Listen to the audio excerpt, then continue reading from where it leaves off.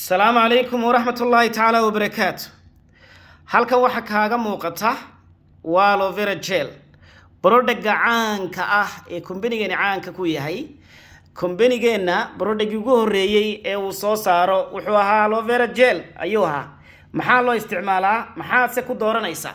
waxa ugu horeeyad ku dooranaysa waxa weeyaan waa xalaal certified boqolkiiba boqol ma sha Allah.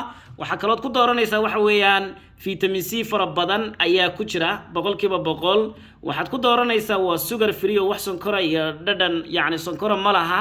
waxaad ku dooranaysaa runtii shaadooyin fara badan ayay haysataa ma sha Allah. waxaad ku dooranaysaa waxa weeyaan waa inner leaf gel yani waxa weeyaan ma garanaysaa qaybta miidda ah ee dhexda ah ee dacarta ayaa laga sameeyaa. marka aloe vera gel walaalayaal waxay caawisaa qofka dheefshiidka ka caawisaa, waxay ka caawisaa sidoo kale ma taqaanaayay energy-giisa inuu kor u qaado, waxay ka caawisaa sidoo kale quruxdiisa guud ee jirka, waxay aad u caawisaa dadka gaaska qaba, dadka babaasiirta qaba, kulli waxa weeyaan runtii aad bay u caawinaysaa ma sha Allah.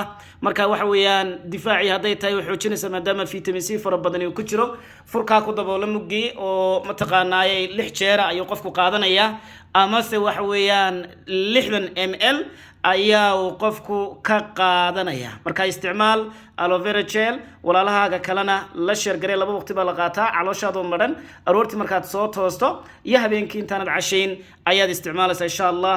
isticmaal barodhagani waa barodhaga caanka ah ee company-geena.